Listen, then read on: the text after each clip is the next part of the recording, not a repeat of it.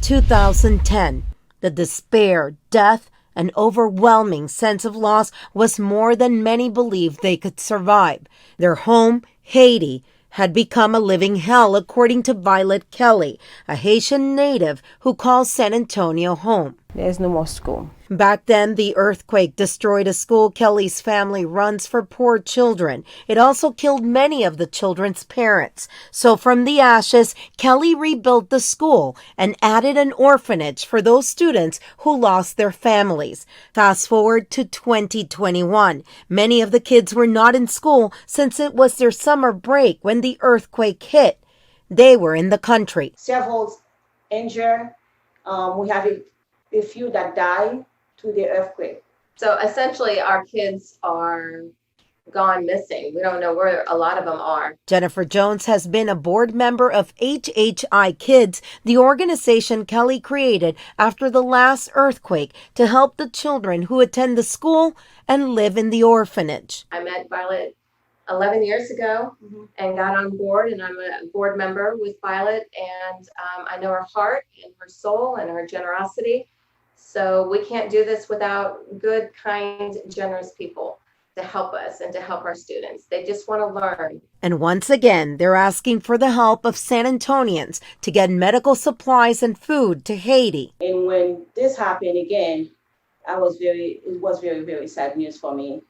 And still sad, because we have to help those kids and we have to find a way to help bringing them back to Port-au-Prince and send stuff that can help them. Our kids need medical supplies, tents, water, food. So by donating to hhikids.org, we're able to get that money and buy the supplies and send it to our people that are on the ground, which are our teachers that are in Port-au-Prince. Although Kelley has lived here for many years, she still remembers the needs in Haiti, and even more so now with political and environmental instabilities that many of the children must live under. She and Jones now hope some of you will donate by going to foxsanantonio.com and clicking on the link. He's my chichi baby. I put him a little baby because he's my baby. 18-year-old Isaac Trevino is the third youngest of his mom's 4 boys, but he's far from being a baby. His mom, Brenda, says the aspiring electrician is tough and possibly has been suffering in silence for a long time before his daunting diagnosis just this past Friday, the day before his 18th birthday. That diagnosis, stage 4 testicular cancer. I'm shaking because when I got the phone call, she didn't just tell me he got cancer. She told me that it was from the testicle to the back, and then from the back to the lungs, and from the lungs to the heart, and from the heart it spread to the brain. And at this point, it's everywhere in his body. And then I needed to hurry back because we needed to move fast. Isaac's family found out they had COVID July 21st. Everyone seemed to recover except Isaac. He initially went to the emergency room this past Wednesday after he was throwing up blood. He was sent home, but came back Friday. I really demanded that every test, CAT scan, MRI, sonogram, all blood work be ran on him. Isaac just had surgery today to remove 1 testicle, but now he'll have to undergo chemo and radiation to treat the cancer that spread. It's okay, baby. Can you try to get up? Huh? I want you to look outside, okay? You got your friends that are here? I just ask that you guys talk to your children. No matter what age they are, we never stop being parents. Catholic Charities confirmed to me just 2 hours ago that last week they helped 65 Afghan refugees resettle here in the San Antonio area. Many more are on the way, and now some other local churches, they're trying to figure out exactly how much help and resources they'll need.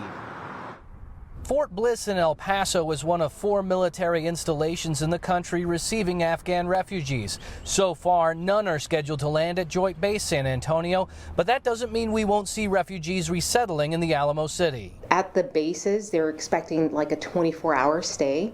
The bases are only for a processing, but then they're going to be sent out into other cities, connected with other agencies, so that way they can have more of a semi-permanent housing available for them. Damaris Cavazos Fike is a pastor for City Church San Antonio, one of several churches working with Raíces and Catholic Charities to help Afghan refugees. She's expecting several more refugees to arrive within the next 3 weeks. What is suspected is that many more will be coming to San Antonio or to Texas, really, because other states, like they're having weather crisis, whether it's, hurricanes or the wildfires in California. But just how many could call San Antonio their new home? Right now, there is no definite number. It could be hundreds, it could be thousands.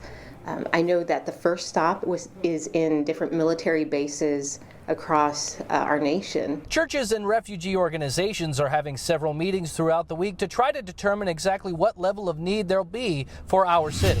To the chief nurse here at the Baptist Health System, who I spoke with late this afternoon, she tells me they're working to get more nurses and staff here at their hospitals, but while they're doing that, they're also working on trying to keep their own from going and working somewhere else.